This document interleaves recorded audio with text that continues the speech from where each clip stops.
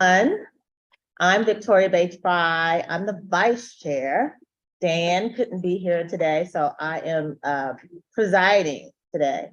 So we're going to give each other grace because it may not go like Dan does it, but it's going to go. Okay, so I am calling the meeting to order at 6:34. And we'll take the roll. Okay, Vice Chair Bates Fry. Here. Treasurer Paxton. Here. Secretary Hardrow is present. And Commissioners Klein. Here. Stryker. Here. Wenning. Here. Maddox. Here. Dallas. Here. White. Here. Kepler. Here. Kiplat. Here. Bruno. Here. Not present currently are Chair Fagan or Commissioners Moore or Davis. Correct. Missing anyone? Everybody wants to say? 15, start one.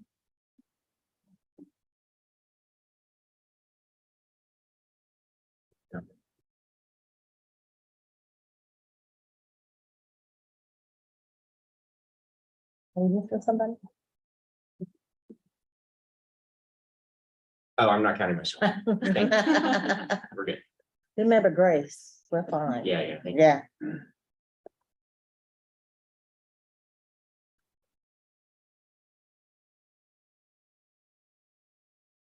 We have a quorum? Yep. Thank you. Okay, great. Attention in the library. If Zyron Shirley is in the building, please come up to the front desk. Zyron Shirley, please come up to the front desk. Thank you. Okay, Iron's not in here, so we're gonna keep going. So, is there a slide for the roll? We don't have one here like the roll of.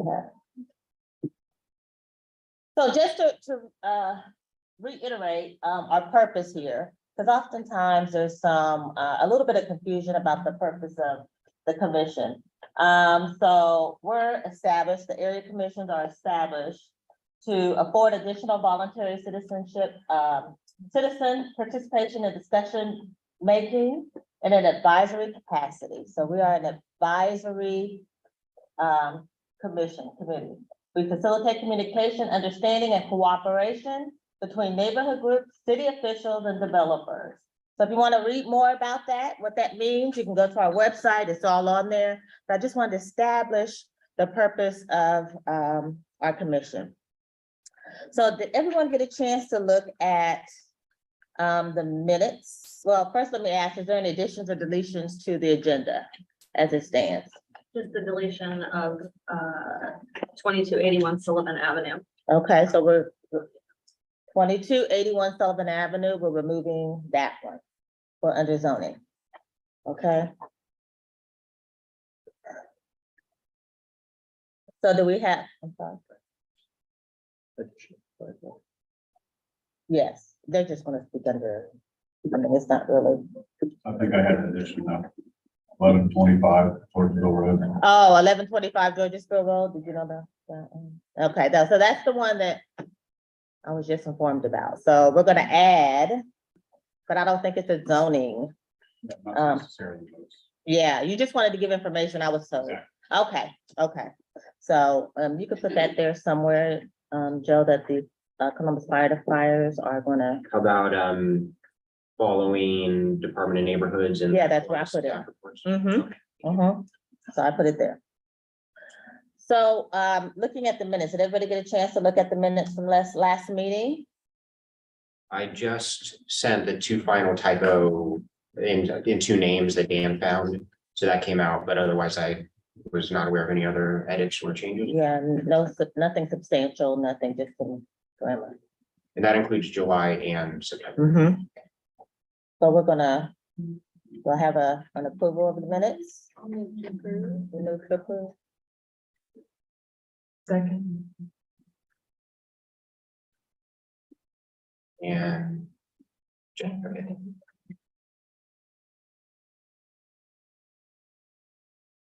So moving right along, we're gonna go to the section of the agenda that is the City of Columbus staff reports. So we have Division of Police, is Sergeant Brophy here? No? Okay. They may come later. Yeah, they do. Sometimes they do. And then, the city attorney's office, Mr. Gwen. Now, you guys are making it really easy on me. Okay. And city council, division of community engagement, Avery, she's here. Come on up. The mic is over there, Avery. If you need to just need to click it on. If you need the hand, Mike, I can give you one of those. Oh, it's my worst enemy. And I have some things to pass around as well.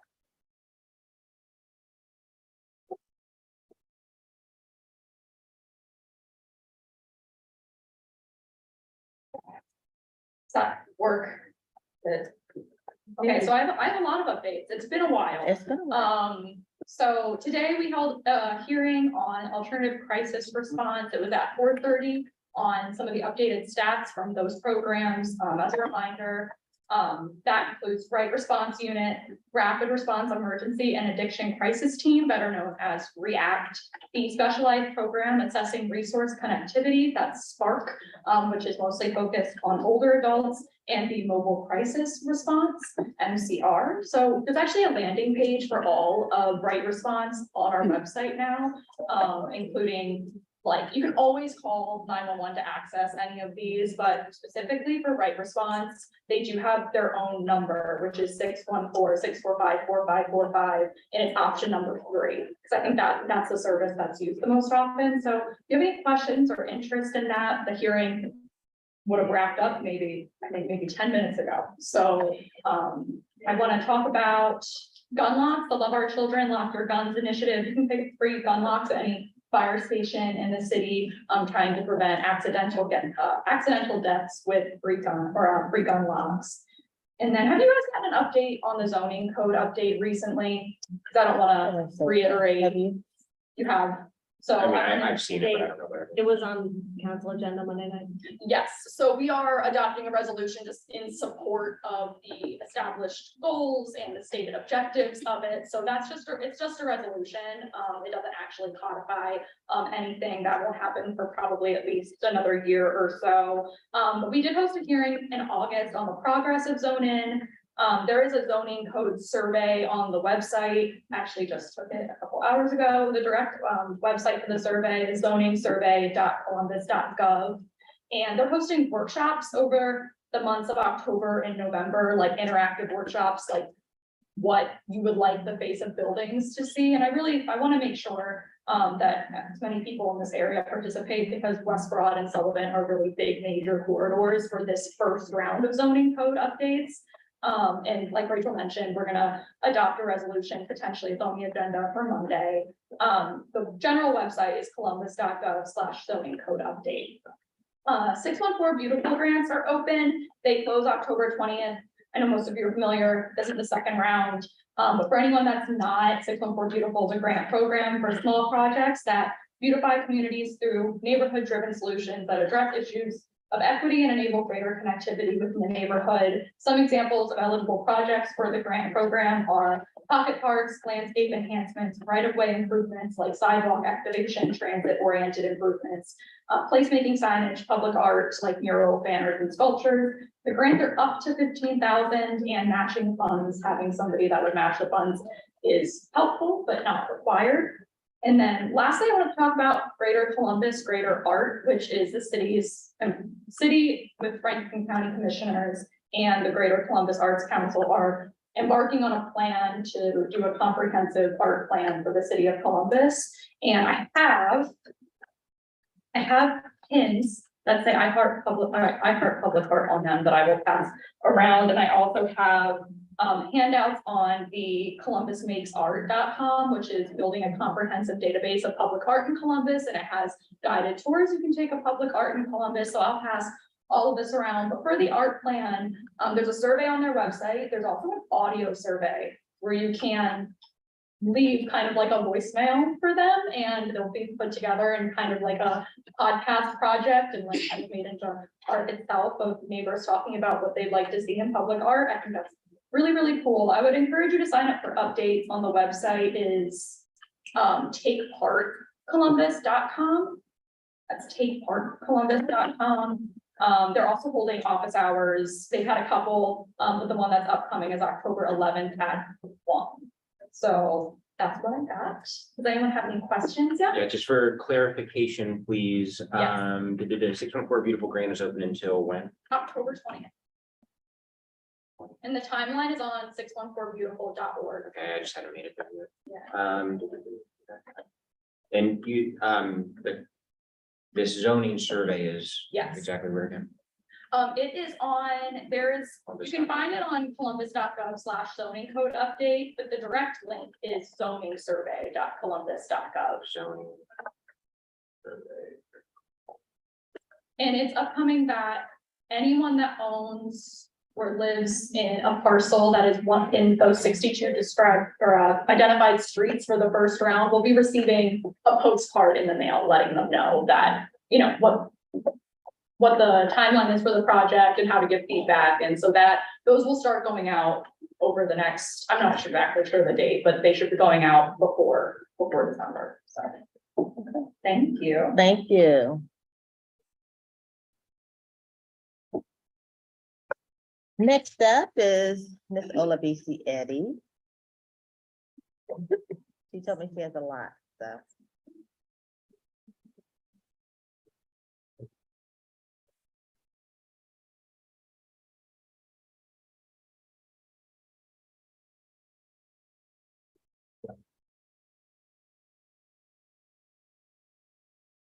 Is it on? You just have to hold it very close to your. Yeah. You want a mic? Or is that good? It's good. Okay. It just wasn't. That's it. I can't hear it over the. I mean, is it charged up? Yeah, it's on. Yeah, I will say it's on now. Take this second. Oh. The speaker turn. Can we pass it? Thank you.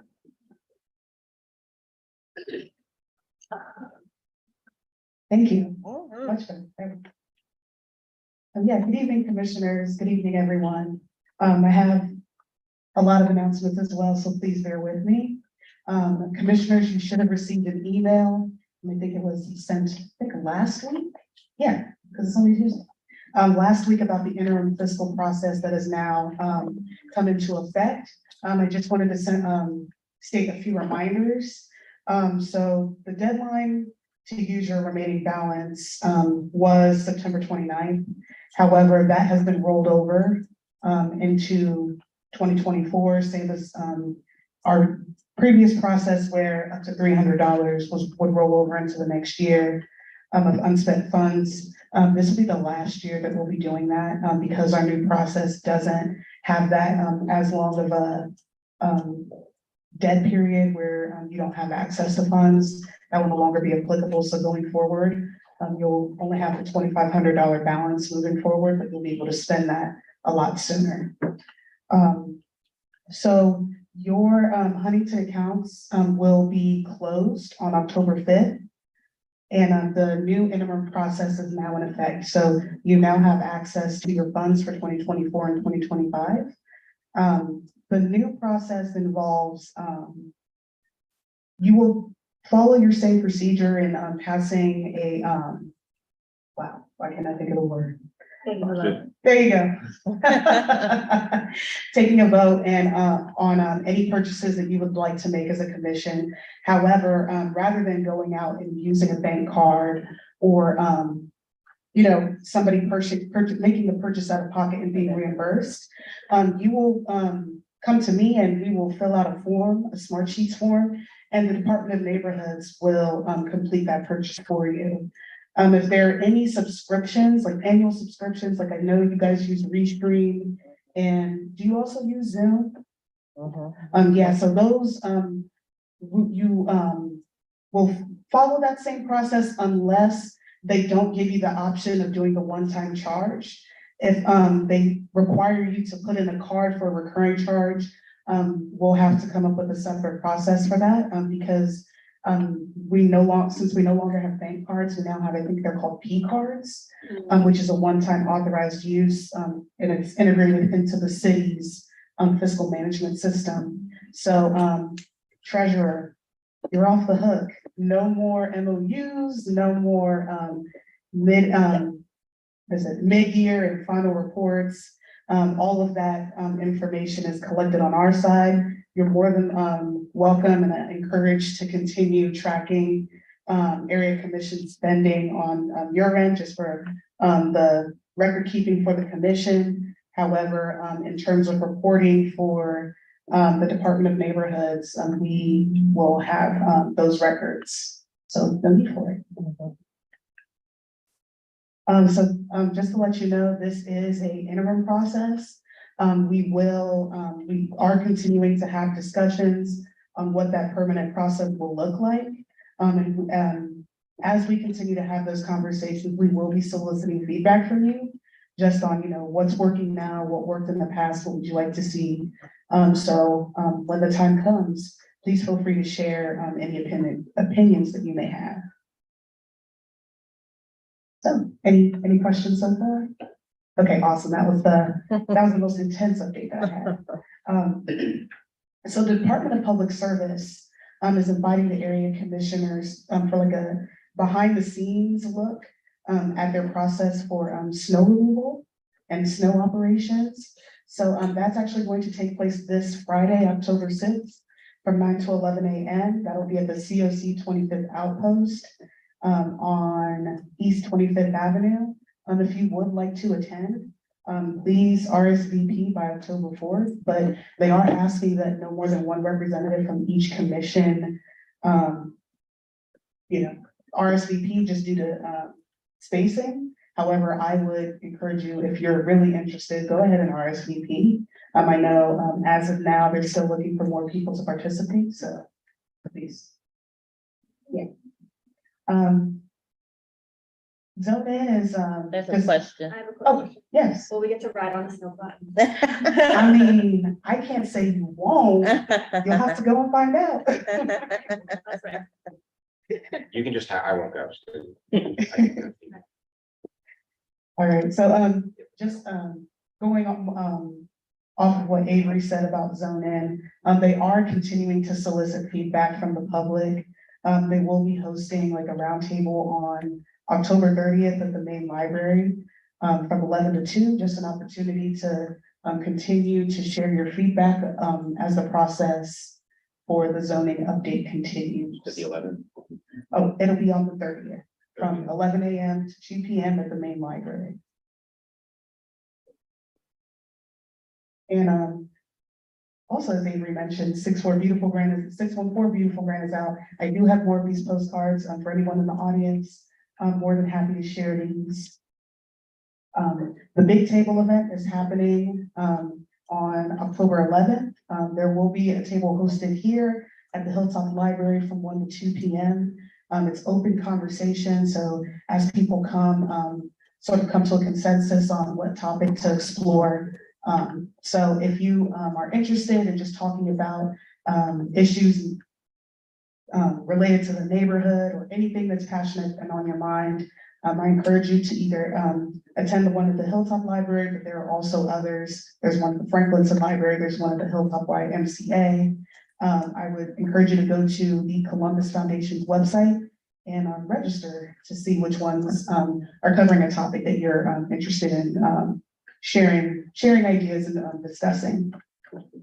Bikes Plus, it's a new initiative to create a plan for the future for biking, scooting, and rolling in Columbus that was just launched. Right now, they're looking for resident input. So I did share this in my previous Westside bulletins, and I'll continue to share it. But they are looking for more feedback from residents. So if you go to www.tinyurl.com/bike+614, you can take that survey. So they'll be looking for other ways to solicit resident feedback over the course of the next few months, and then they're hoping to have that report released by sometime next summer. Just something to keep on your radar for the next couple of months. The Neighborhood Best Practices Conference is set for December 2nd. So registration and information all on that, will be shared soon. For, area commission trainings, October 28th will be the VZA training. This will be in person at 9:30 a.m. at the Coleman Center. So more information about that, if it hasn't already been sent out, should be sent out within the next week or so. And then finally, the last training for the year will be the planning training. It will be in person. RSVP is required and space is limited. That's set for November 29th. I do recommend, especially to our new commissioners, to attend this training.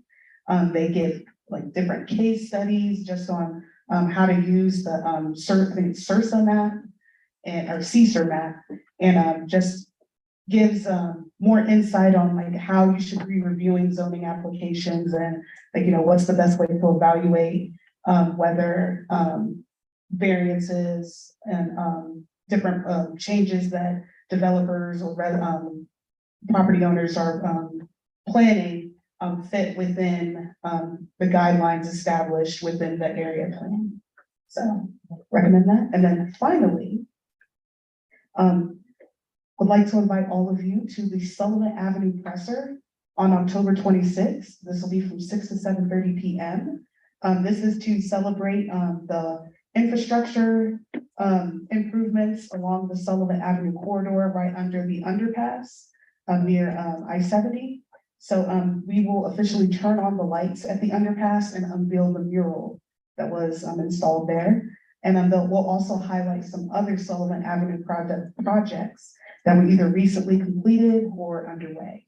So once again, that'll be October 26th at 7:30. And that is all I have for you. Okay, that was painless. Thank you. So commissioners, does anyone have any questions for, November 29th. 6 p.m. is it? And where? It'll be at. I can also, I can probably. put it in an email. Yeah, I'll send it to you via email.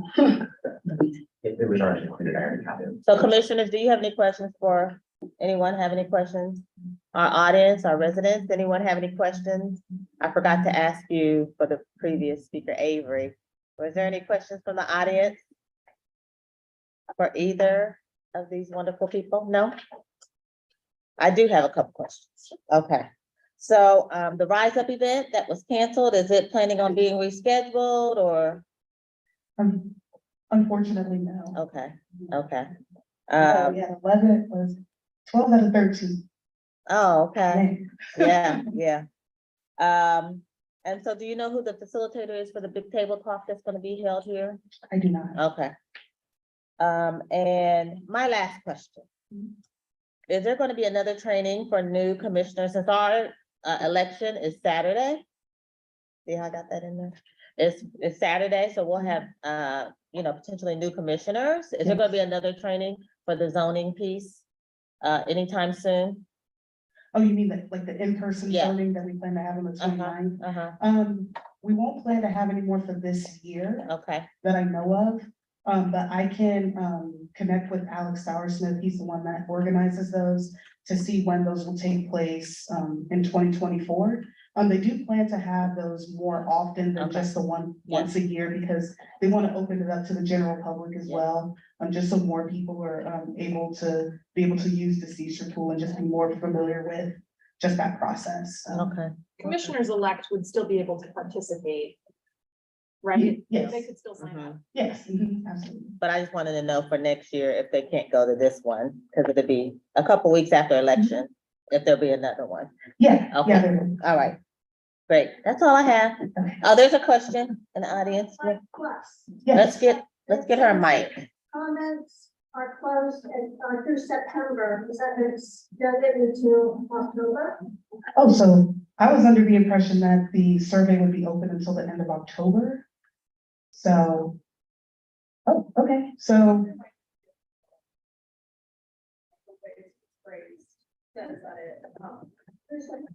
Yeah, we'll be open through September 23rd. mhm, The survey is still opening when I'm going. to it. yeah, so they are still collecting responses because they have a good number, but they still want more that's representative of the population, so. yeah, you can still submit. Okay. Anything else? No? Thank you. Thank you.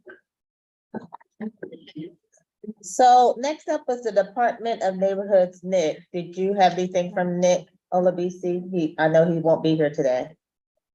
I do not. Okay, I do not. okay, great. We're moving right along. The wonderful firefighters. Please come forth. I didn't jump up real fast. You did, yeah. I don't know if I need a mic. Got Okay. a couple back here. I'm firefighter Chief Sick Ward. I have a training academy over there on Parsons Avenue. And I do building acquisitions for that division. Mhm. Welcome. Left side. What we have is a gentleman, John Hendrick, who has a few properties there on Georgesville Road. He reached out to us with our burn a house program for Columbus, which if you're unaware of, we do for the right scenarios. We will burn as a burn demo, which allows our newest firefighters to have training. And this opportunity is kind of meeting all those, the stars are starting to align. The hydrants are on the right side of the street. We have access parking. I know Georgesville Road is a busy street, but we have plenty of access points and we have very limited exposures. We are shooting for maybe early November for this burn. We have to work through the EPA, and then you can imagine, folks, lots of hoops. You guys probably know better than everybody about how the hoops are. But anyway, this gentleman approached us. I've done the due diligence, the asbestos report. He spent some money. He's had it abated. He's doing all the things that he needs to do, which is great news for us. I've got proof of deed. I've got cancellation of insurance. Right now, if you're not familiar, it's kind of an eyesore and it's sitting on the corner. It's been stripped and sold off for whatever it's worth. Can you repeat the address? 1125 Georgesville Road. It's right at the corner of Hall and Georgesville Road, the northwest corner. And I've got some maps and some pictures if anybody would like to see them, but Is it this building? yes, Yeah. minus the blue garage doors and some other things. Yeah, that's perfect. Mhm. So what we have here is a really good opportunity for some of our newest firefighters. It will be, and maybe even Franklin Township and Prairie, because those are the firefighters that serve this area for all of you. And it'll be a one-day shot probably.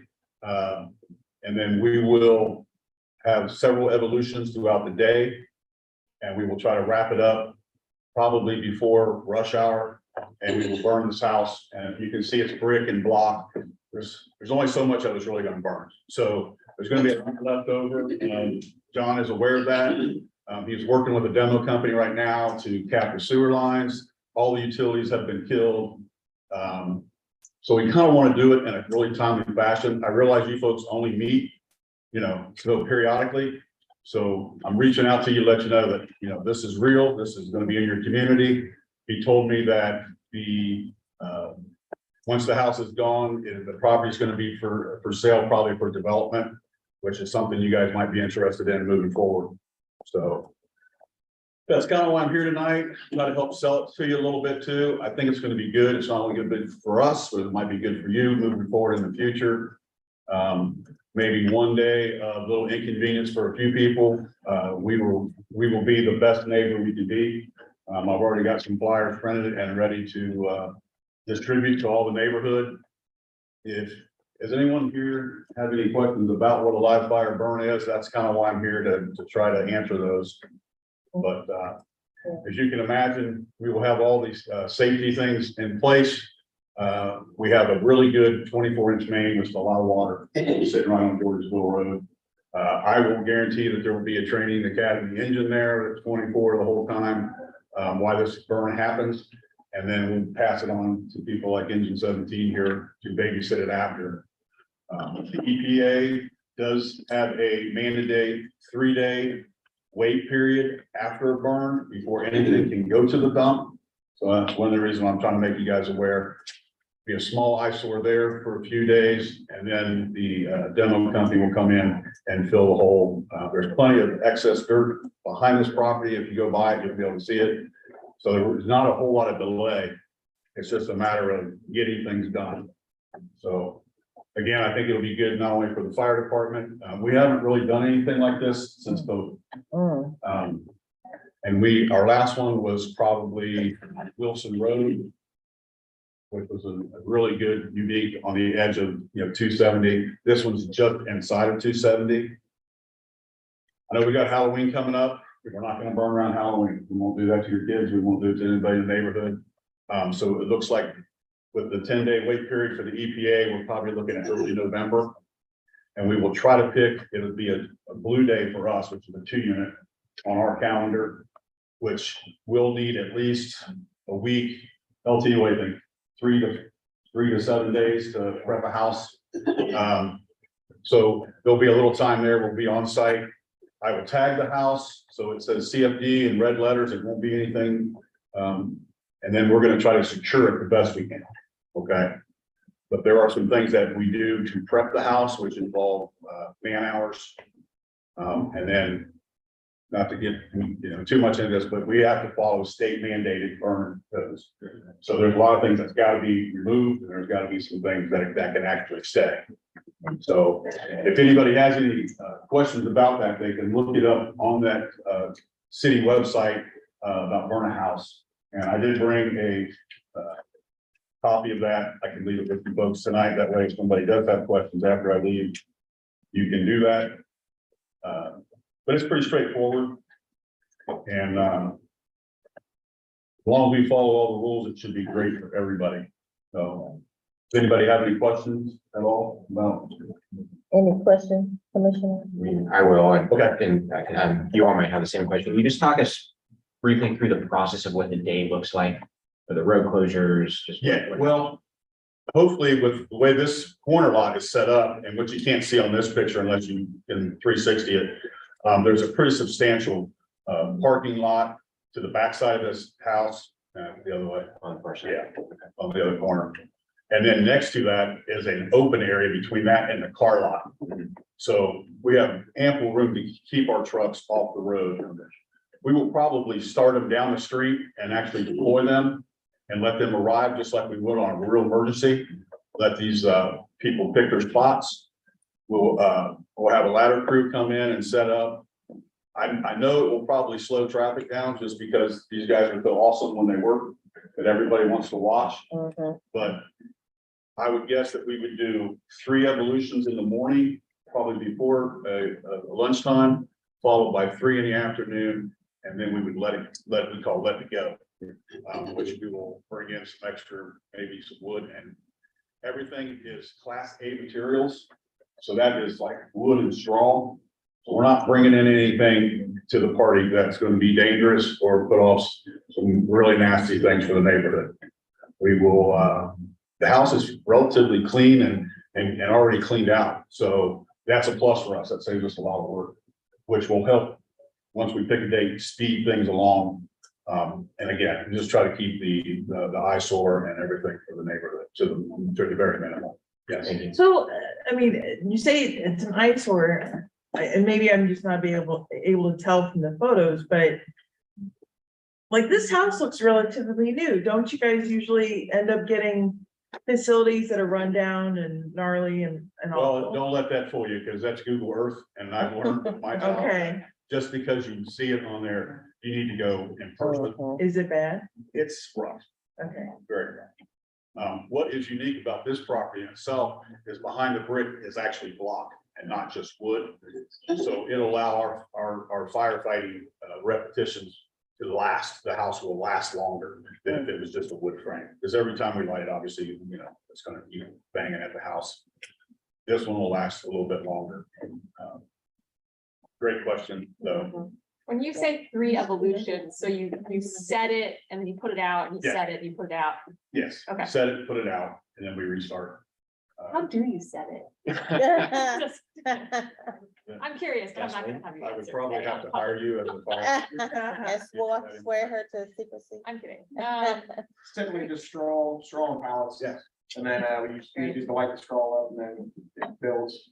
So, And we let it grow, try to make it as realistic as possible. Do you have it already going so people can like arrive and do the whole process? That is the whole idea, is to not have something so controlled like it's a campfire. Because we're gonna set it, we're gonna give them some information Real and training. let them do what they think they need to do. And believe it or not, that's probably the best training that we can offer.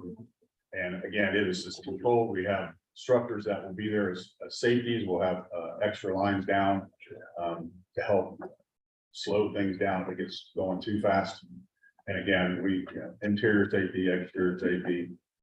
Is there any prep that happens to the surrounding properties, any of the greenery or? Well, we will, one of the things we always worry about is mature trees. And we don't want the light near mature trees. This one, it's all cleared out. The only shrubbery is what's close to the house, and all of that will be removed. And we will probably take it southwest, which is usually where our wind comes from. So we'll take it away from the property until the thing really gets going, and then we'll probably fill the hole and let it burn it away. And try to leave as little bit of cleanup for the demo company. So it's kind of a win-win. John will save a little bit of money with the demo because there's less to take to the dump. There's less going to the dump. Okay. And then it's just a matter of, said a little bit of smoke for a little bit of for a day. And then once it goes, that's probably the whole what we would call the finale, is when we finally let it go. And we usually blast the air horns, let the neighborhood know that it's going. And that's the only time traffic really becomes a little difficult. I would reach out to all the municipalities, which means the sheriffs, probably the prairie towns. I can just go on and on. It's really kind of a very tedious thing that we do. And again, we just don't do it that often. So this is just, everything seems to be good for this situation. I have a question. So how many firefighters or trainees, because this is for the trainees, correct? Yes, How many you think will be there? we will get 100 people through. 100 people through. How many do you have in your classes now? Well, In the train? we have 40 in right now, and we're gonna start another 40 in October. This Okay, burn will be for people that are on company okay, that have just recently graduated. okay, okay. So, So it won't be the ones, the actual trainees that just came aboard. so for a working fire assignment, if you're not familiar, we'll get 3 engines, 2 ladders, we'll get the chiefs. What that allows us to do is to put some of our newest people on those trucks for the day. We'll let our officers play maybe a roll up, which is what their next step will be. So Okay. everybody gets to train up a level almost. Okay. So at the end of the day, everyone's confidence should be built. And we end up with some people that are more trained to show up when you need us the most. Okay, so I gotta follow up. Yep. Just 1 second. So I know that some high schools have firefighter programs, but they used to. I don't know if there's many around anymore. Yeah, Columbus has their own cadet program. Yes. So do they get to come and watch? They will get to come watch. They That's will what I- not be able to participate. Well, no, the police don't have a participate. Yes, but yeah, coming to watch, they can do that. Yes, Will there be some there, you think?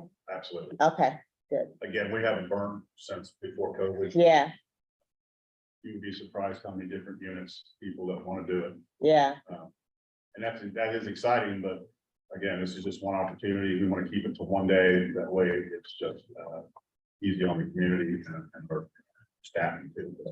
As you can imagine, we're hiring like crazy because we're no people. And this has helped good. train up on this fast. Thank you. I just have 2 final follow-up questions and before turn it over. Prevailing wind will come southeast to north or southwest. Southwest usually is, I can't guarantee that Yeah, because it's right. Ohio. I don't even know if it's gonna snow tomorrow. I mean, I'm just looking at the aerial and most of the residences are either to the north and the west, which would presumably be out of that way, or to the south and east, which would be out of that. But there are some businesses there. I know you mentioned wiring. Yes, People will be aware that there could be some smoke. and I'll get a hold of Bolton Field also. It's the closest airport for there with small planes. I mean, really, there's no schools, there's no hospitals, there's no nursing homes that I'm aware of yet. I've done all the research and I'm just like, this is one of those ones that we just gotta do. It's just too good. The final question, is there any reason that it would be postponed? Air quality, alert would, unfortunately, if we had a major, fire incident that would happen in our city, where we had 2-second alarms going, that will stop us. Okay, and again, I'll make the homeowner, aware of that, but that's really all that it is. Again, the EPA, will come out and do their inspection. We'll abide by whatever recommendations they have, and we'll make this thing happen. Any questions from the audience? From our residents? No. So I would like to thank you for your time. I know how busy this stuff can get. And I'm gonna tell you folks that if you have anybody interested in the fire department, this is the time. Mhm. We are hiring like nobody's business. There's no age requirement. If you're interested, I can tell you, get involved. We have some testing coming up starting January of this year. Once your kid is out of high school, we're 18 years of age, this is when we do it. I can tell you that, the last class, we had a 45-year-old person in it. They're doing great. It's something they want to pursue. I'll always encourage you to do that. Good, wonderful. Is there like a minimum like cleanup period since they're working like with you guys to do a controlled burn? 3 days before it can go to the dump. A lot of times the next day, they will backfill and everything, if that makes sense. Yeah. So just a little more on how that'll work. Once we let this thing go and it starts to burn, the way this building is with the brick and the block, we're probably gonna have to shove some of this into the basement. So our goal is like the chimney will not be there when we burn. We'll have holes cut in the roof that we can access and let the heat and smoke out. We will do our best to push everything into that hole. The demo company usually comes the next day and they will try to backfill. But again, they can't take anything to the dump after it has to wait for 3 days. That all. Yes. What website do you go for applications? Yeah, I think you Civil get on service. any of the city, just put in Division of Fire. I do know they have some kind of an app. I don't, honestly, I don't know what that little, I'm not recruiting, but there's an app that you can just text in and it will send you information on your phone. And I think if you get on the Google app, it will give you that information. Website, I got a spot for fire right there. Yeah.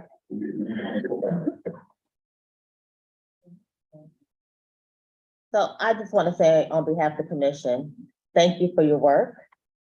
I have been benefited from you because we've had a fire, and I just want to thank each and every one of you for your service to our community. Yes, I will leave this along with a couple of my cards. I would encourage anybody who has any questions moving forward, just call me. okay, My cell's on there also. That's my personal cell, but I will try to answer if my wife doesn't get mad. But I'll leave them right here for you all. Thank you so much. Okay, Appreciate I it. appreciate your time. Yes, thank you for coming and making us aware of that. Thanks so much. Moving on to announcements. Are there any announcements from the commissioners? Yes, I will announce that the next Highland West Civic Association Broad Street litter cleanup is scheduled for October 14th, 10 a.m. to noon at 29 North Wheatland. That's 2 Saturdays from now, 10 to noon at 29 North Wheatland. were everybody able to hear that? Okay, all right. Any others? Okay. I got yes on issue 1 signs in the parking lot if anybody needs them. Any others? Anything from the audience? Any announcements you'd like to share? No? Oh, I just wanted to let everyone know that tomorrow is the fall festival at the Highland Youth Garden. And so everyone is welcome to come out from 3:30 to 6:30 and do fun activities. And we'll have Jazz Arts Group there, like doing a special performance. So good stuff and everyone. great, thank you. Yes. I also like to share announcement, if you would like to help us paint the hilltopusa.org mural, we have 2 more dates for painting. The first one is this Thursday, so the 5th, from 5 to 7:30. We're at the corner of Lechner and Sullivan. The best address is 2006 Sullivan Avenue. That's at the corner of Lechner and Sullivan. Anyone is welcome. I will say on Thursday, we will be doing some ladder work. So if you're not comfortable being high up, just as a heads up, you can always talk to people as they come by. And then on Saturday, that is our last day scheduled of painting. So same location, 2006 Sullivan Avenue. We will be there Saturday, the 7th from 10 to noon.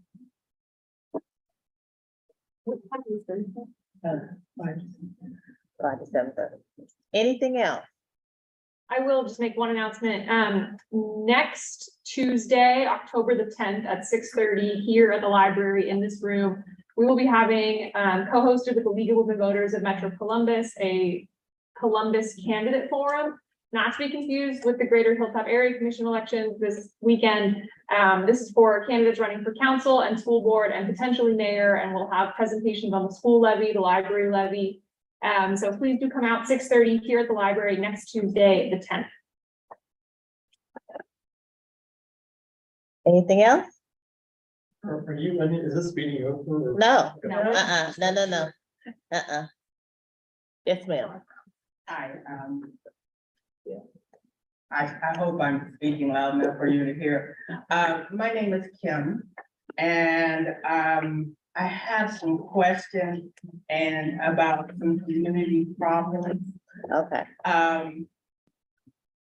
During COVID, there were a lot of teenagers, or been adults too, setting fires to dumpsters. And the city never replaced the dumpsters that were set on fire. Also, recently, on Sullivan, between Wayne and Eureka, within the last 2 to 3 weeks, another dumpster was set on fire. This family that lives in this house, they entered through the alley and rather than Sullivan. So I spoke to them one day and I was like, well, when are they going to replace your dumpster? Have you called 311? And they said, we didn't know about 311. I'll go into that in a minute. Their garbage is sitting in the alley in bags. Not only theirs, along the alley when you go where the dumpsters that have not been replaced. The ones that are there that don't have lids, they're just overflowing with garbage. We got a lot of people going through the garbage. We have rats running all over the place. I just brought property over there. I tried to pass on the 311 and or the full number to 311. But these dumpsters have been there for years or haven't been replaced. They have been burned from the kids setting fire. It's just ridiculous. Okay. And I'd like to find out what's gonna go. And not only that, I'm finding through a lot of the alleys that it's a dumping ground.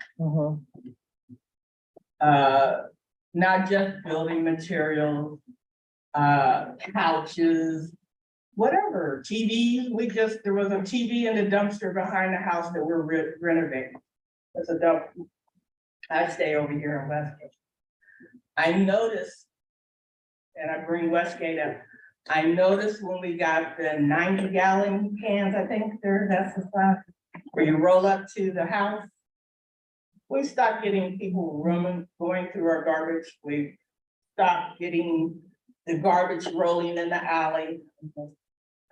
But it's a huge problem with strangers around your house, in the alley, going through your garbage. Yeah. And then the garbage is everywhere. The smell is horrible. Yeah. So, And then the families that don't have a dumpster because they were never replaced. So when I called 311, they said, well, we're planning on replacing them as soon, we're replacing all of them. I called them in February. The dumpsters are still. The recent fire, there was a couple fires along that alley within the last 2 or 3 months. I don't know, patrolling it, whatever. There was a guy who. so let me just Okay. interject real quickly, because we do have an agenda and we have, we're on a time. Okay. But what I want to tell you is the good news is we have some city officials here that can assist you after yes. Thank you. So Olabisi can assist you with those issues. I do know that we often have neighborhood cleanups all over the hilltop, and that those type of things are addressed. I can't say they're addressed all the time, but Olabisi can assist you, and you can talk with her a little bit more deeply about the issue around your home, okay? Much appreciated. I'm so glad you came today, thank you. Thank you for your Yes. time. Also, if you want, I mean, you can email us. If you go to our website, it lists all of our email addresses. And we can, I'll write an email on your, to advocate for you. Any of us can, Yeah, to back you up. There was a gentleman, and lately I've been an alley writer, but there was a gentleman, they burnt, some of the homeless people burnt his garage down 2 weeks ago. And he was just getting ready to rent out his property. Yeah. And we're trying to, my daughter is, she's trying to help unify the neighborhood, Sure. and she needs help too from Yeah, the state. yeah, right. So, All right, thank you so much for bringing that forward. We'll do whatever we can to help support and to get the questions and those type of things answered for you, okay? And some action, how about some action? Yeah, okay, that'd be good. We have committees too. You may want to look on our website and see if there's a committee that you want to join. That you can bring those issues to and help the neighborhood, your daughter as well, right? Through the commission. So thank you so much. Did you get her name? Did we get her name? Kim. Kim. Russell. Okay, Kim Russell. Great. And Kim, if you can stay to the end, I'll chat with you for a minute also. No problem. Okay, so moving along, we did our announcements, reports of officers. The acting chair does not have any report. Secretary? None for me right now. Okay. Treasurer? Not really, nothing's changed. Okay, so we have the reports of committees. First up, we have zoning. We have Rachel Winnie. We want to do the zoning applications now. Yeah, let's do it now. The first application is going to be 4577 Parkwood Drive. The owner is Brian Hartman. You need a mic? Yeah. Okay, I think the.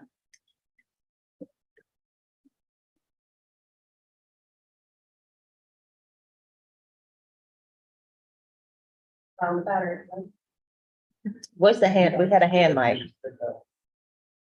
I can see they've got a charge one up front. Well, we have a hand mic that somebody was using. Where'd it go? Oh, okay. There's another one. He needs to speak at one, so I can give it to him when I go. Yeah. So I will introduce the application and then I'll let Mr. Hartman explain and answer any questions. This is what the plan is for a new build single family home. This is currently a vacant lot. The request for the variances are to reduce the south minimum side yard from 5 feet to 2 feet and reduce the sum of the side yards from 10 feet to 7 feet. And we've been provided with very detailed plans of the new build home. And I think the other, most relevant information is probably that, Mr. Hartman also owns the house next door. And that is where I believe you're living now, right? Correct, the one on the left. And then once you build this house, you're going to move into it, and sell the old house or? That's correct, yes. But I'll let you go from there. When we heard this at our zoning committee meeting, all four of us voted yes, there were 0 no. And I'll let you explain anything more.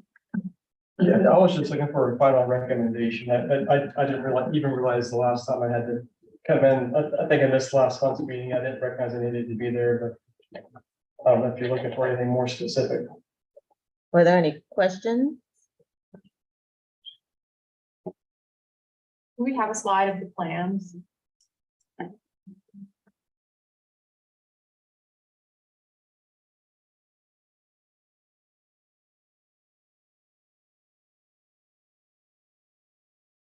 Kind of an odd shaped lot. There's a very large portion of it that goes behind and includes a wooded area. And I think you said your plan is to not touch any of the wooded area, correct? No, none of it.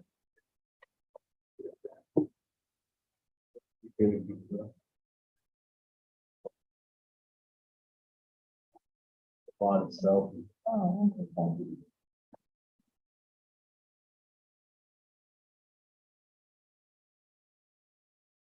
And these two variances that we would be approving, you know, even if there were later plans for that wooded area, you know, this is a very limited variance for the side lot for what you're about to build. So. Are there any other questions from commissioners? Any questions from the community? I'll move to approve this application. Second. There was a second. Mr. Gallo. I have- Oh. Is the garage gonna be a drive-through? You drive from the front to the back of the wooded lot? There's gonna be a door there, yes, but I don't plan on parking in the back. I just wanted something like I could pull my mower into and stuff, because it's easier that way. Jenny, did you just second? Did I hear you? Yeah, Simon. Simon did. Okay. I'd be here too. Yeah, I know. I heard it. Before.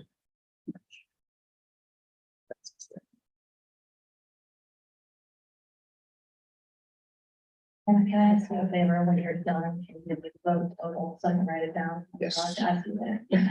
Thanks. But you can go ahead.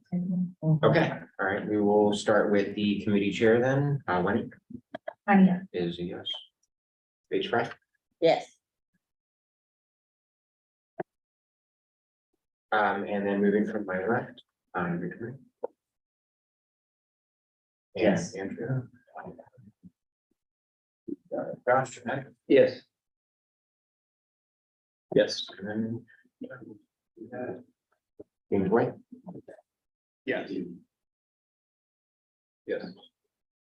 Yeah. Jenny, we're on it. Leah, Yes. and I'm a yes also. So that is 13 in favor and 2 absent.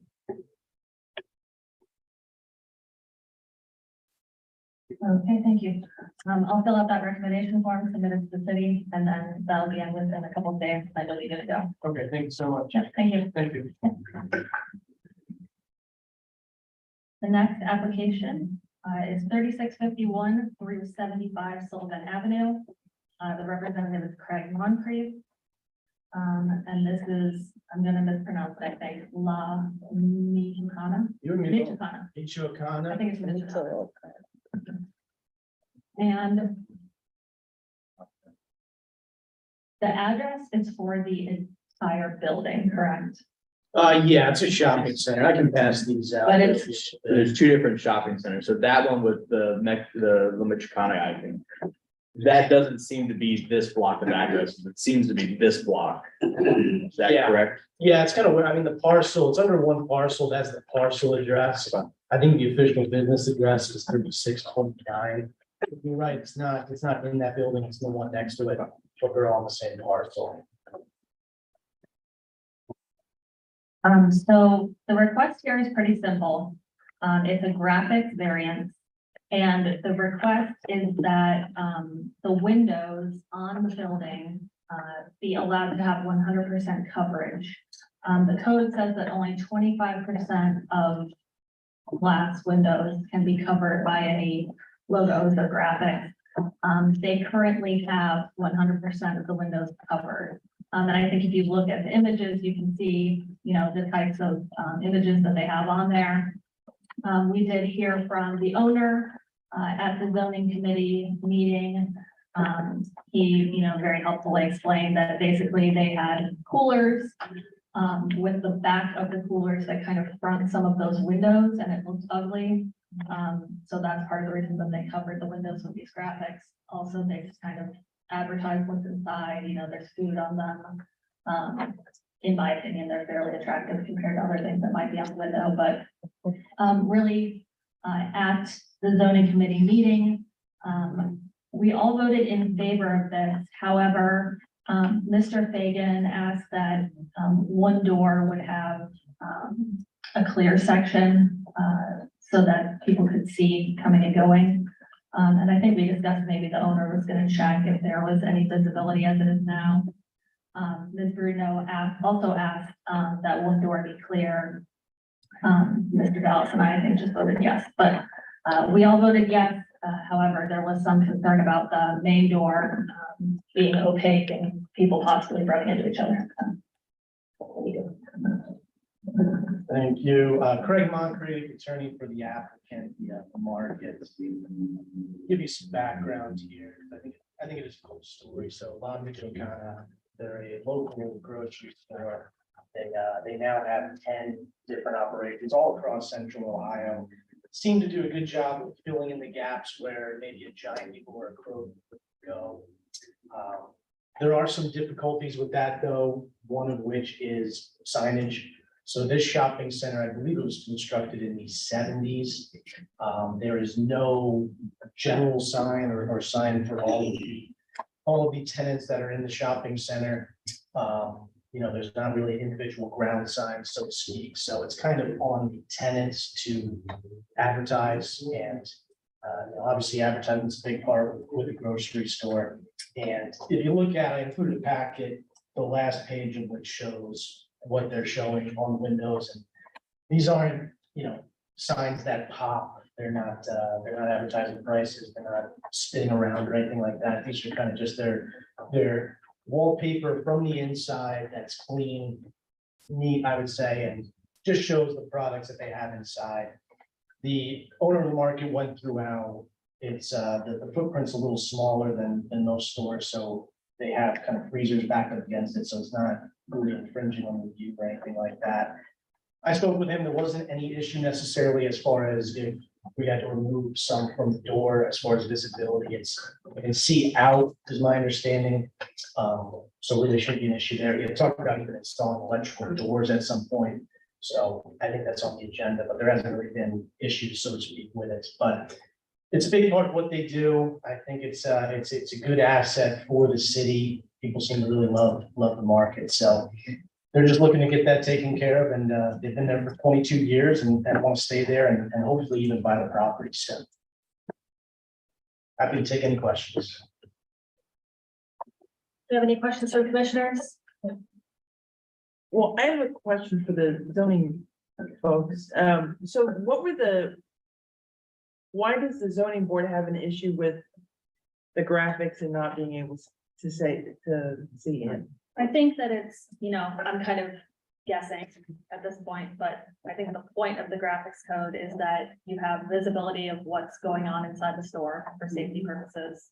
And then you also, you know, you have some kind of accountability, I guess, you know, for safety purposes, but also just, you know, who's in there, who's coming and going, like when you're coming through a door, you can see coming and going through the door.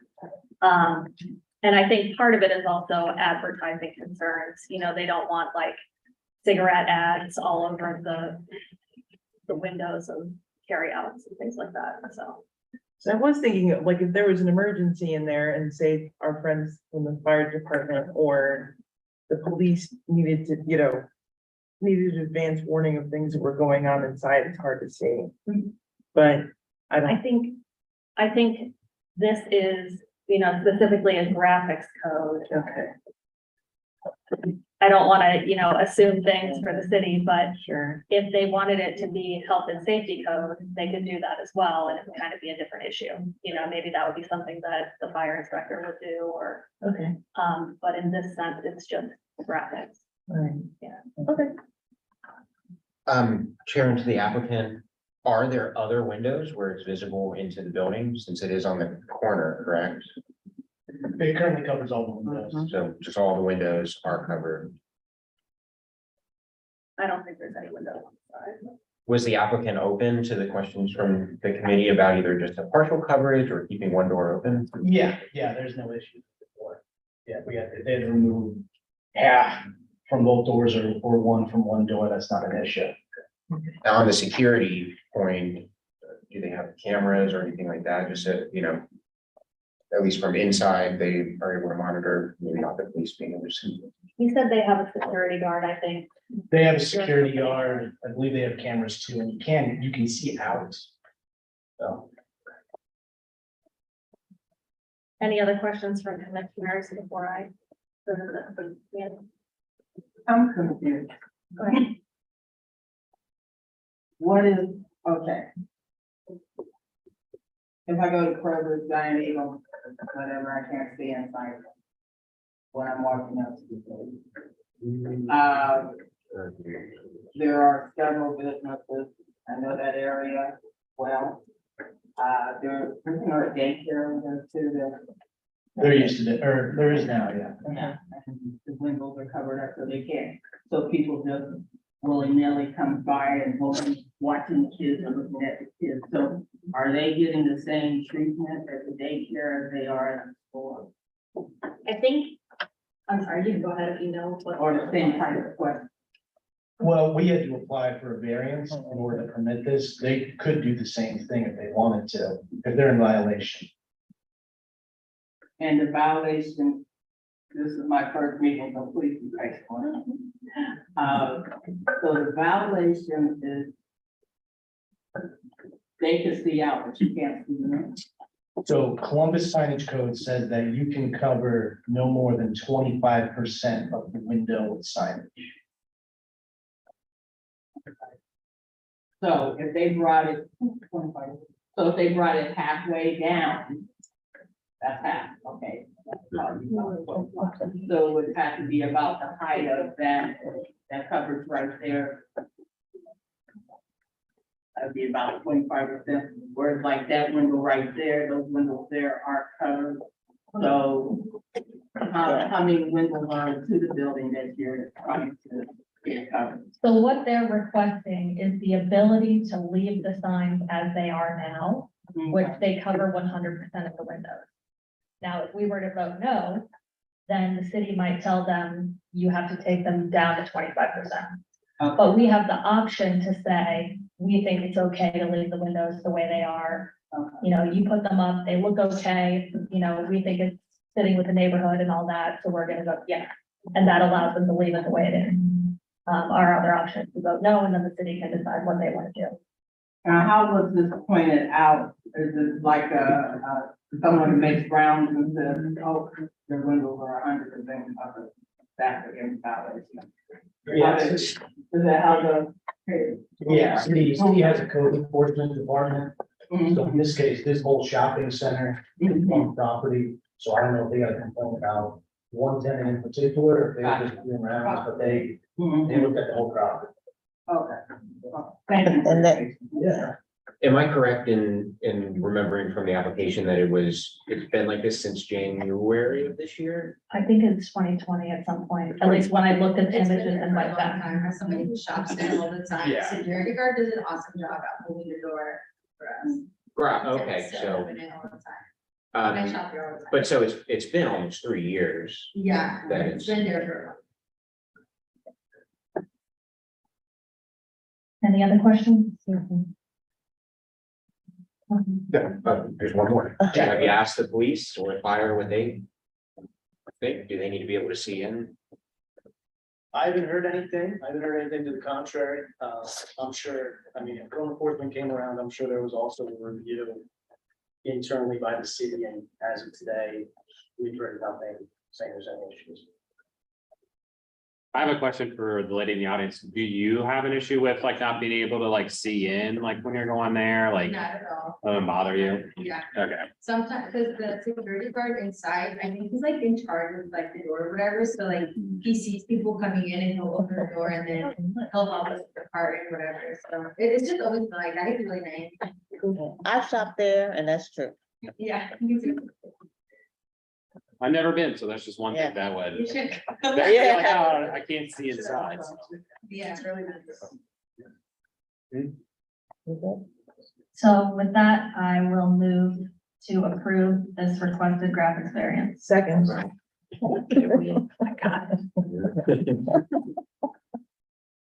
Whenever you're ready, you can take the roll. Okay. We'll start with the chair, Wendy, shall we go? I'm a yes. And Victoria Beach, right? Yes.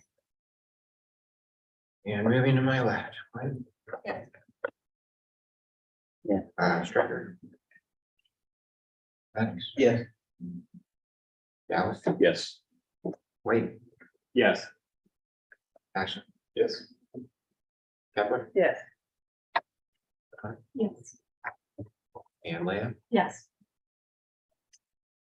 And I'll also be a yes. I know we're a couple stores where actually have 100% graphics, and I wonder if they also have variances, but that's not within the hilltop boundary, so we'll leave that for another. Yeah. That's 13 or. Great, so I will fill out forms, submit it to your designated planner within a couple days and then Thank you. go from there. Thank you. Thanks, everyone. Our next application is 948 Whitethorn Avenue. Representative is Stephanie Reisner.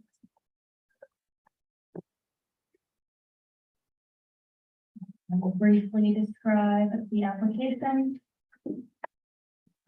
This is a request to have a surface parking lot in front of a newly constructed single-story home. It's a variance to 3312.27. This is currently an empty lot, but they have a plan to build that single-family home, single-story. At our zoning committee meeting, we voted 5 yes, 0 no.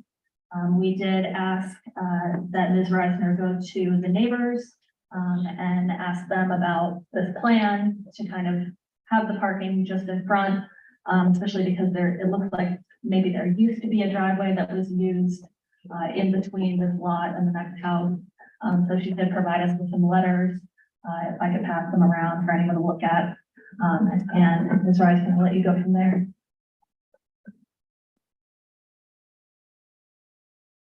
So it's just pretty straightforward. We went around the neighborhood, we collected the data that was needed, and just here to hear your recommendations.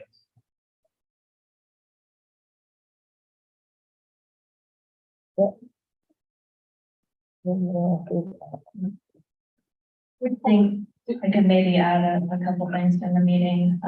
I think you had previously built a house that's across the street as well, right? Yes, we have few girl houses in the street, for the same owner. Okay, I think it will be his third house. And the two other houses, I think sold for around 250 to 280. Yeah. And I'm trying to remember, like 3-bedroom, 2-bath. Okay. So if you look at Street View or you look at Zillow, I think you can see, those houses and kind of, how they were built and how they looked. And so do we have any questions from commissioners for the variance? This is the only variance that they're seeking at this time, is just to allow the parking in the front. And I think when we looked at the street view up and down the street, you can see that a lot of the houses are single story. They don't have garages, they do just have parking, either in front, to the side, or people are just parking on the lawn.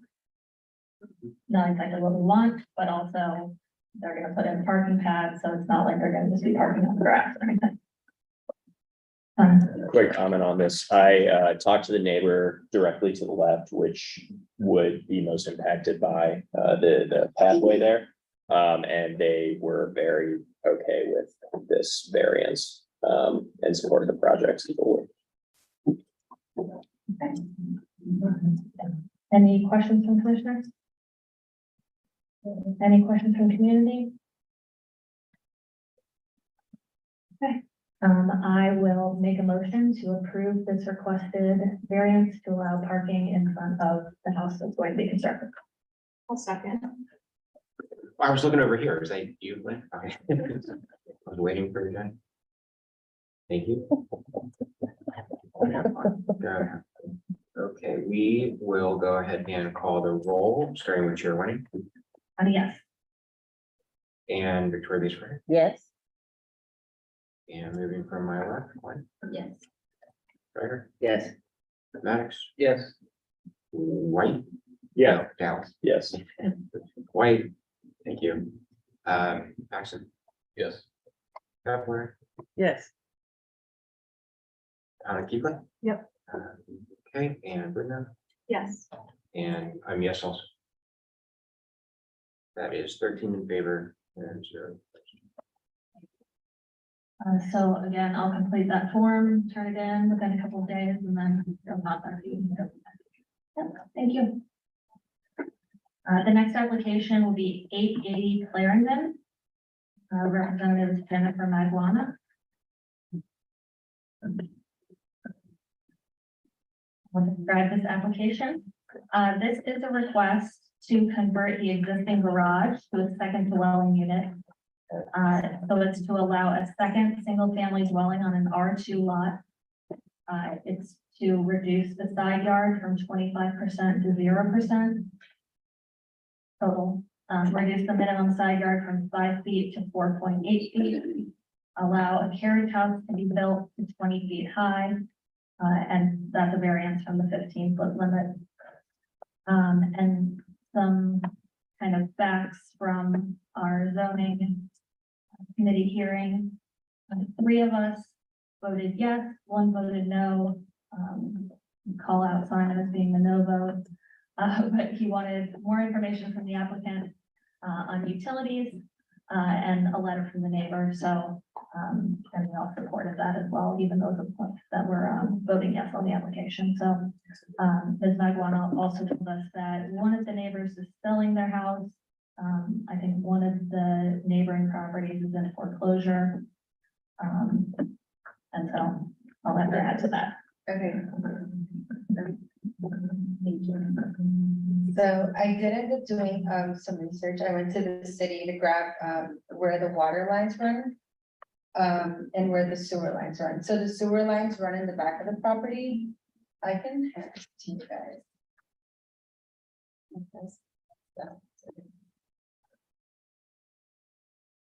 So basically, the sewer line has taps on it in the back. So that's not gonna be like any issue. We can just, they have so many taps in the back that we can tap into for the sewer. So we'll just need to connect it and extend it all the way to the garage. For the water, it does have, what it's kind of confusing is that the main building does have the water, but remember how we told you there was like a toilet in there that's working? So I'm not sure if like the person who like owned it before did it without permits is what I'm thinking. So it doesn't have, it's not on here. So what I was thinking, which we had another property that was like the same exact way, like they had a water being run to the back of the carriage house, but it was never like reported with the city, so they don't have any proof of that. So what we did that time in order to record like the water for the front and the back property was installing these like Moens flow things where it basically kind of records like each individual property, how much water they're spending, and they can be billed separately. So that's what these are for. So that'll take care of the water. I have like the permits that that they pulled out for the main building. We'll obviously have to pull permits to do the sewer and the water as well. Cause they obviously need the drawings. So we'll have to figure out how the water's connected. Which shouldn't be too hard. Other than that, so like the neighbor behind us, I spoke to him. I don't know if you can, the neighbor behind us, I spoke to him because like since it's gonna be through the back, there's gonna be like the entrance as well. Yeah. He's not the owner of the property, his mom's the owner of the property, but she's like a very elderly lady who's getting taken care of by him. And he only comes up like, cause I think he lives in Kentucky, he has like a whole like farm over there. So he only comes once in a while, but he said he was fine with it because at the end of the day, I think his niece is the one who's gonna be taking over the house once, his mom passes away. And, the neighbor next to us, I wasn't able to get in contact with with the people next to us, I think they were working when I went. And the neighbor in front of us, that's the foreclosure house, but the house next to it that has like German Shepherds playing, that, she said she didn't care for it, so that's where we're at. She what? She didn't care for it. She did Like not. she's an older lady, like I don't, like she said, I spoke to her, she's like, okay. Oh, Yeah, so she doesn't Yeah. mind. Yeah, She doesn't mind, yeah. What else I forgot what else you guys asked him, I think that's it, right? Okay, And just what's the yellow highlighted? that's just the person in the city highlighted it, she could show me like, Where? how the sewer ran for the main Okay, house. gotcha. Yeah, Cool. Okay. and then she like marked it, if like I wanted to connect the garage, I can Yeah. connect it to that tap where it's like. Gotcha. Do these responses satisfy your concerns? If you Yeah. had the information, would you? No, this is all satisfactory to me.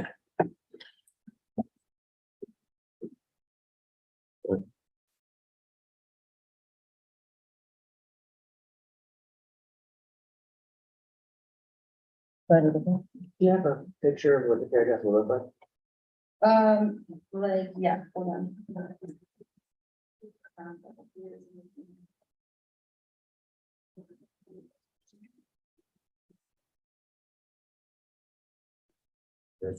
Yeah.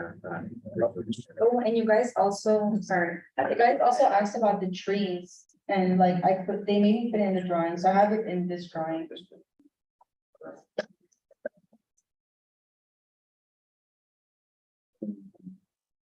Okay. So, yeah, and then I think there's, oh, here's the elevations. Okay. And I put the trees in there, because I know we cut some trees because it was ruining, well, it's on slab, the main house, but I didn't want it to ruin the foundation for the property, and it's a really cute house, so.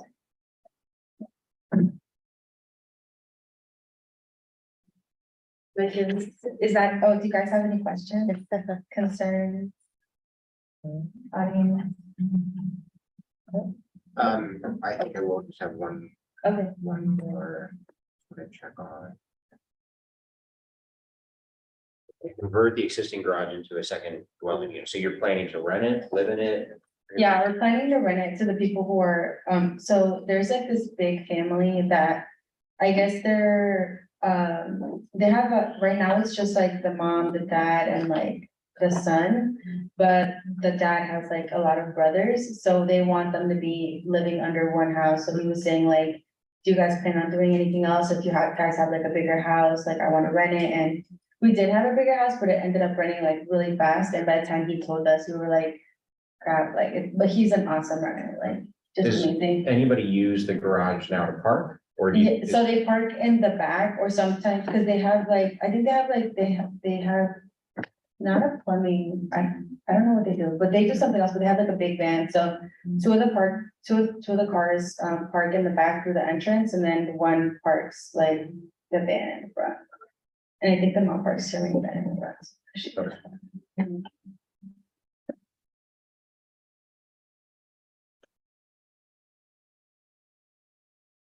Any other questions? Seeing none, I move for the approval of the requested variances. Second. I'll let you second it.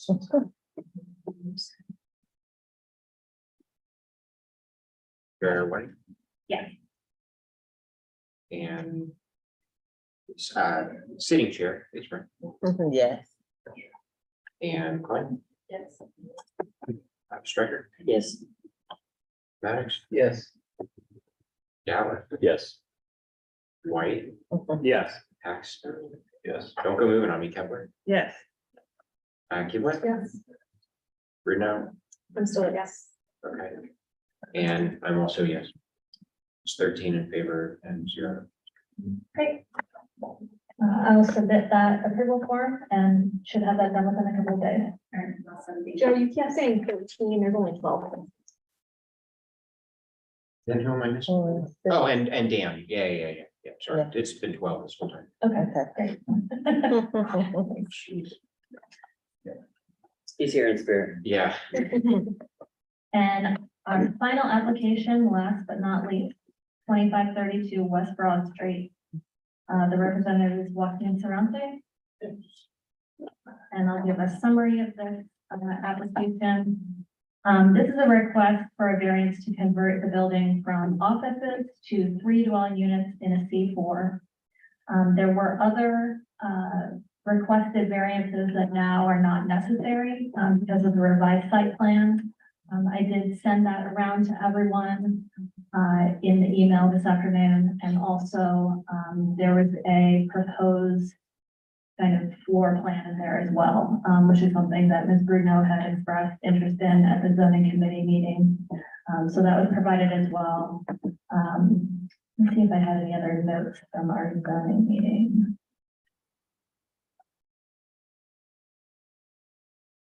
The most important, I guess, issue with the zoning meeting was that we all technically voted no on this application. Not because we aren't in support of it generally, but because we didn't have the updated site plan in front of us. We had no current site plan. So given that, we all voted no to move it to the full commission so that we could all consider what the actual site plan would look like.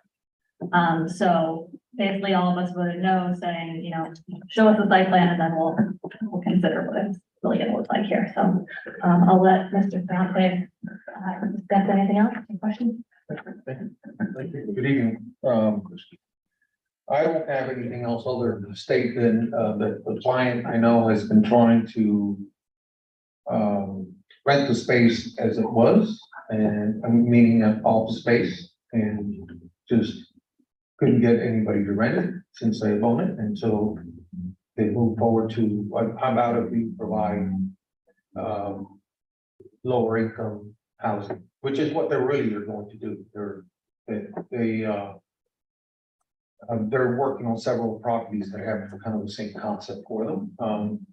So we've done everything that the city has asked us with regards to parking in the rear, providing green space for people to be able to congregate. And in terms of what the repairs are going to be, you know, windows will be replaced, doors will be replaced, any sort of trimming and stuff that needs to be replaced, and then of course, all of the interiors will be gutted and everything will be good. That's, you know, sort of the short on what the plans are for the property. But there's no. site Yeah. plan. Oh, you said it, okay. Yes. 5:45 p.m. Okay. and then you can.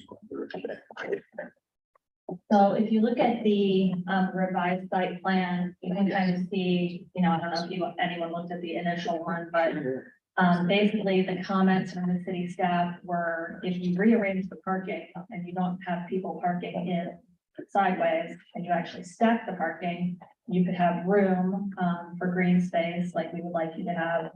You wouldn't need a parking variance, you wouldn't need variance for maneuverability because people will be stacking the parking. So what you're looking at here is the proposed floor plan for the actual apartments inside. I think you said there's a center staircase that. There is, so the staircase in the center is an existing staircase that remains as it is. First floor is two one-bedroom apartments. As you can see, they're not big. They're supposed to be, you know, sort of studio type, except that they are providing a bedroom, and then the second floor is a 3-bedroom, 2-bath apartment. The stairs in the rear are there, they're existing.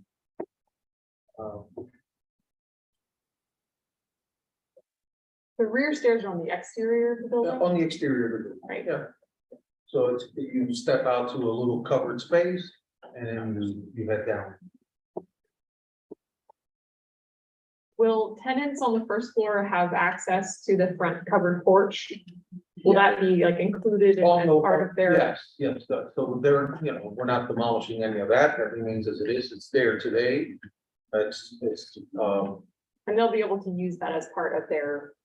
I suspect, Okay. yeah, that's, again, we're not changing any of it, so it remains as it is, people will be able to congregate there, if that's what they want. I think you said that the owner also owns the properties on either side. Yes, so they own the empty lot next to it and the lot next to that, which, so the corner lot, the top lot in between, and this one, all three lots are theirs. So But- yes, that long building with the building on the front, they own that, they own the piece in between, and then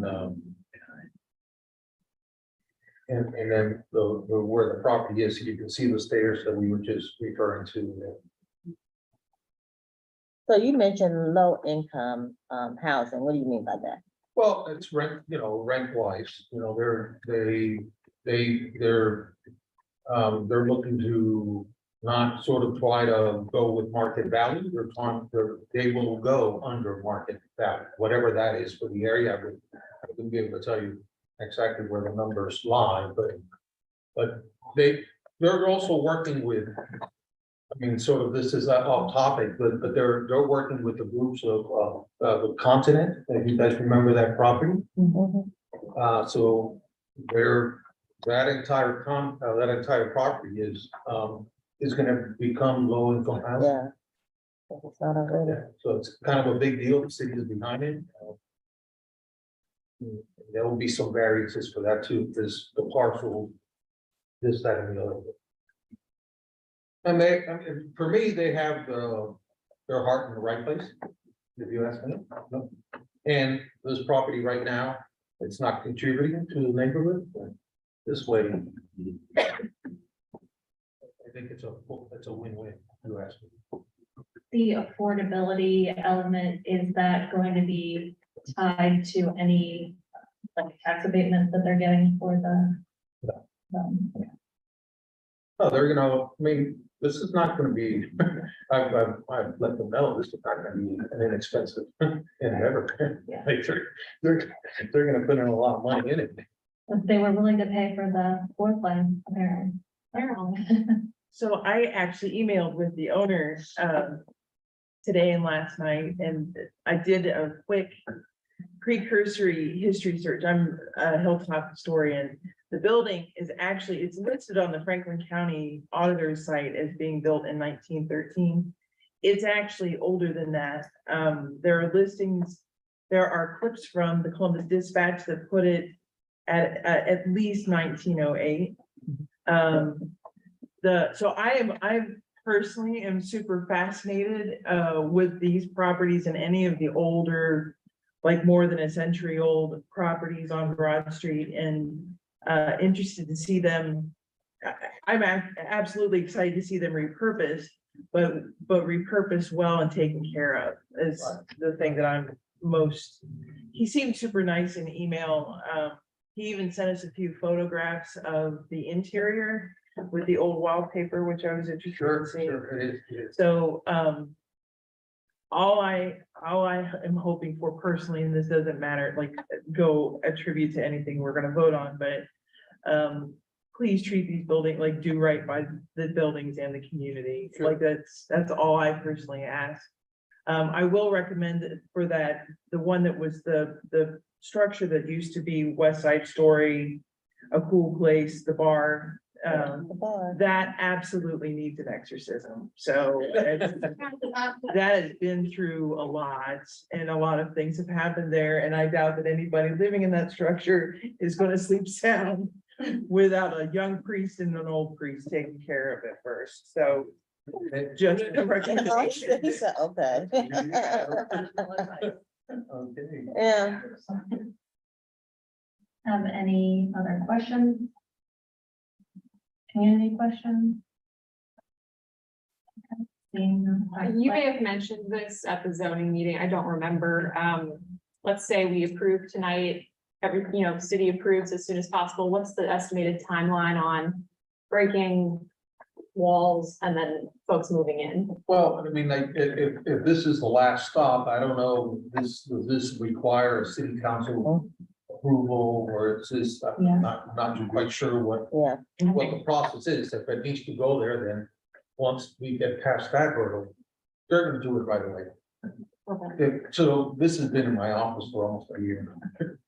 This has been going around forever, so they're ready. Thank you. I'll take the vote, but then I'm gonna build on that point in talking about kind of future business of the zoning committee. But are there any other questions? Okay, I will move for passage, or move in favor of the requested variance.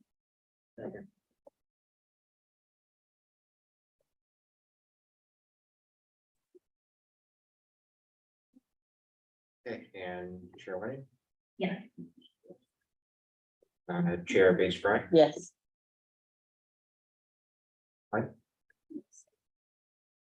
Ricker? Yes. Maddox? Yes.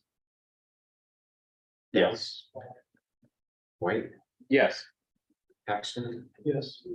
Kepler? Yes. Kibble? Yes. Bruno? Yes.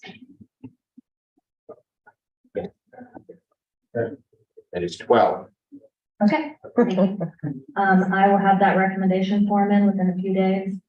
Your assigned planner will let you know what the next step is. If you know that you're well aware that the handoff was the problem Yeah, between Green and Klein. between Melissa Green and our new, all of these things. Yeah, I think it was, it kind of came to me and then it was just sitting there because I didn't know, if we were ready to go forward or not. Sure. Yeah. But yeah, I think we're good to go now. So, Okay. thank you so much. Thank you. Thank you so much. So kind of building on that, like I said, I am formulating like a one-page document that's a frequently asked questions for zoning applicants. I get so many email questions that are like, what happens after this? What do I do now? Why haven't I heard back from so-and-so? And I would like to just have a one-page thing, not really legal advice. It's just a brief explanation of the process, especially for people who are individual homeowners, not developers. They don't know what's going on. And then once I have that written up and we've all kind of approved the language or made suggestions and changes, then I would like to have it translated into at least Spanish, because we have a lot of applicants who speak Spanish, or the owners speak Spanish. I think that'd be really helpful. Would also like to have it translated into Somali, but I think we have a lot of applicants right now who speak Spanish, and that's helpful. And sorry, go ahead, Ryan. It's her phone. Somali? Yeah, I mean, okay. Yeah, for all the languages on the hilltop. But I have the draft already written, and I can circulate that to all of you so you can make any suggestions you want. Again, I'm trying to stay away from giving any like legal advice or actual zoning advice, but just letting them know what the process is. We can see what I put on there. For the next zoning committee meeting, that's going to be the 17th of this month, 6 p.m. here in the library. I do not yet know whether 845 North Wilson, the Barron's Bus application is going to be heard or not. I emailed the representative for the owner today. He did not email me back to let me know if he can be at that meeting. He couldn't be at the last one. So I will let you all know as soon as I know. We'll also hear 3464 Sullivan Avenue, which is a graphics variance request. That's a marathon. They are going to install new graphics and lights in the pole signs. The signs already exist, but they don't meet the code requirements. So they basically want a variance for how the sign is now. Also 1701 Union Avenue. They want to convert an existing one-story single-family home to a two-story, three-bedroom two-bath, single-family home on a very small lot. They want variances for lot width, side yard setbacks, parking, garage size, vision triangle at the northwest corner, and a garage setback. So we'll hear that one as well. If any others come in before the date of the meeting, we might be able to hear them. I'll post on Facebook. I think that's it. That's it. Thank you so much. Next, report is community relations, and that would be Chairperson Josh Maddox. Yep, so we had a brief meeting on whatever last week's Tuesday was. I can't pull my calendar up anymore. There we go, the 26th, and just kind of discussed about what was going to be discussed in the next meeting, government legislation, if there's anything we're gonna need to do there. Our next meeting will be on the 24th at 6:30 at the Design Refinery on Westmore, 11 North Westmore Avenue. Thank you. Next, report of committee is government and legislation. Leah, no? Yes, we also met last Tuesday to finalize details for the election. As a reminder, that is this Saturday from 9 a.m. to 2 p.m. We have 3 election locations: the YMCA, the Hilltop Library, and Bridgeburg Baptist Church. We will be tallying votes immediately following the election, so probably about 2:30 to 3:30 here at the library. The main thing I need tonight from all of you is commitments to volunteer shifts. So here's what I have that is still open. The library from 9 a.m. to 11:30, I need 2 people. I need 1 person from 11:30 to 2 p.m. at the library. And I need full shifts at Briggs Road Baptist Church. So we need at least 1 commissioner for every shift. The second position can be filled by a community member. If anyone in the audience would like to volunteer.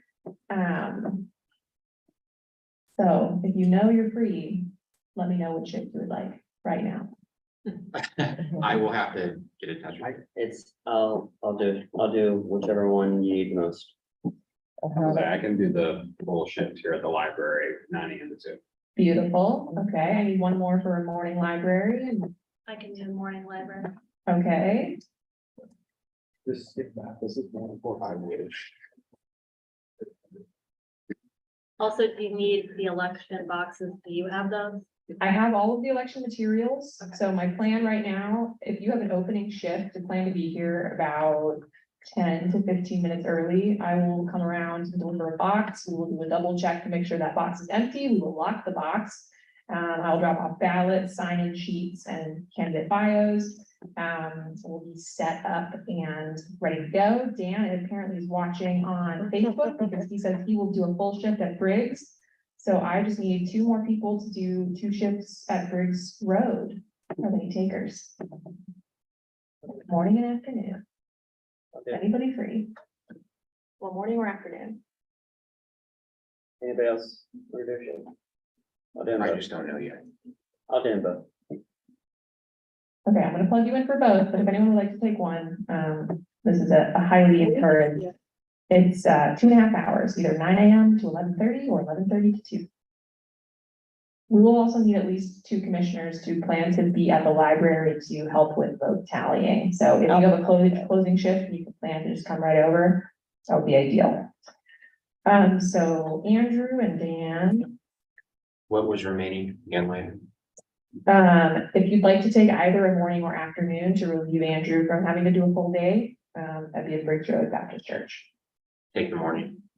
Okay, so Andrew, I'm just gonna have you do the afternoon shift with Dan. Oh, Thanks, wait, team, Dan. that was easy. You can thank Anna back there. Fine. She said the work was okay. Dan and Joe, I will send out these final assignments in a moment. Anyone have any questions about the election that I've not already answered in the meeting? Great. Again, we have 7 candidates running for 4 seats. I'm very excited. Folks are campaigning. Make sure you're reading bios, watching videos. If anyone does have any questions between now and Saturday, let me know. Thank you. We will meet on October the 24th at 7 p.m. immediately following the Community Relations Committee, to just debrief from the election, make sure that everything went out to candidates, and probably wrap things up for the year. Thanks. Sounds good. Next up, Human Services and Education, Chairperson Joe. Thank you. I'll just Alright, announce that our next meeting is scheduled for October 18th at 6 p.m. here at the library. I do know of one absence already, so we'll discuss that offline and Okay. see if we'll meet, but that's what's tentatively scheduled. Okay. Liquor permit review. We'll be meeting for a few minutes, following zoning. So, Okay, so that's on oh, the 17th 17, yeah. at the library. Yes, okay. And then Planning and Economic Development. Yeah, we met with the Columbus and Franklin County Land Trust. And they kind of talked us through their relationship with the land bank. What they did, what and how it compares to the land bank itself. We have those notes. If anybody wants those, they can email us. We will be meeting at the end of this month on October 26th, which is a Thursday at 5:30 p.m. here at the Hilltop Library, where we're going to be talking about the capital improvement budget and what we're going to be requesting. Okay. Demand. Public safety. Did you? Could I add one piece to that? Oh. I just wanted to share that they did say that they're going to be building 5 homes in the Hilltop in the near future. They Land trust. land trust. Okay. They didn't give a time, like, I don't recall the timeline. okay, It's end of year. They're hoping to break ground end of year this year, this year. okay. So they're gonna be tiny homes and Oh, it's gonna be like, I think it's under 1,000 square feet. And then the sale of each home will be between like $150,000 to $170,000 for a 2-bedroom. okay. But there are income requirements for. Right. Oh, income, okay, all right, great. Public safety, We did meet, a very small group that met. And, what we're planning on doing is at least printing 100 copies of our Hilltop resident kit, and I guess I'm talking about that for a long time, but we talked about printing 100 pages, passing it out to the neighbors and see if anyone has any recommendations, what needs to be added, what could be helpful. And then we figure we'll print another 100 and start campaigning or start passing it out to neighbors. okay. Okay, great, And then we're gonna meet the 4th Thursday of October. What is that, Halloween? the 26th, Yeah. and the 26th, okay. Recs and Parks, We did meet last month. We went and we audited, reviewed Fulton and Glenview. Sad to say that both those parks came back, that they dropped a whole grade from last year, just given the whole, uptick and rise in our homeless or unhoused, problem here on the west side. The really bad one is Glenview. There was like 4 homeless camps that were over there. The city had managed to evict and clean up one, another one. It honestly looked like somebody had taken a dump truck and just dumped trash in the park. We had a crew of, it was me, Josh, Joe, and a community member. We could have been there all day just picking up trash. It was that bad. Had I known it was that bad, we would have scheduled something a lot bigger and sooner in the year to get something like really done. A lot of the waterways are overflowing with trash, and it's just kind of heartbreaking to see. But please try to make it out to our October, November meeting. We're going to try to do some final reviewing. I've already reached out to all our council members that are on the Recs and Park, public safety. Remy's office has already gotten back to me, and they're looking forward to meeting in January to like actually come up with some better legislation when it comes to managing what's going on in our parks when it comes to our unhoused people. I'm definitely in that position where I get that it's a struggle, but if you're bringing in so much trash and creating an environment that's not safe for you, anybody else or just the wildlife in that area is an issue. So again, please look out. We're gonna be meeting again this month. It's Saturday, October 21st. We're gonna be here in the library. We are planning a meeting at 11. Again, we're gonna do final reviews of the parks we did this year. That's gonna be most of October, and November, with the hopes to have all this sent out to everybody on our email chain in December, with a big meeting with city officials and staff in January. So if anybody has any questions, please feel free to email me.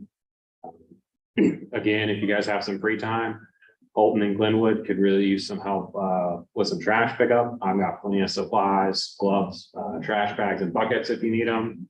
I'll probably be out there this month, probably picking up some more trash because it really could use our love.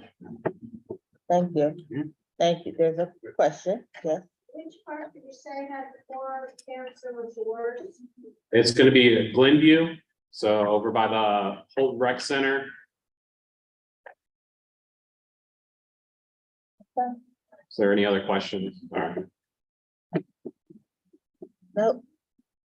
Hearing no more questions. We're not too far off the schedule, so we have unfinished business on our, if you look on your agenda, you see the use of program funds to hire a person to take and publish meeting minutes of the full commission meetings. I'm gonna table that till next month, Yeah. because we need to actually look at the job description and do Gotta a get couple through of election things. too. Huh? We need to get through, it has been assigned to Leia's committee. Yes, yeah. So we're gonna look at it a little bit more. We all are, and add some things, put some things away, okay? Any new business? Sorry, what? Parks and Recs, all the audits that we did complete are on the Google Drive on our website. So if anybody wants to read those, some of them have comments, and recommendations from community members on like what they would want to see in the parks. It's just some general observations too, if you wanted to read those prior to this month's meeting. Any final questions from the commissioners or from our residents or audience? Hearing none, there's no new business. We are adjourned. Second. Yes. All right. Oh, yeah, I gotta ask, don't I? Okay, can somebody pass it? Announce the next meeting because it's not the first Tuesday. Oh, that's right. So the next, thank you. So the next full commission meeting will be the second Tuesday in November, 14th. Okay, so November the 14th. Is an election. Oh. Please go out and vote. We have a lot on the ballot. The deadline to register is next Tuesday, the 10th. So again, the next commission meeting is November the 14th. Okay, same time, same place.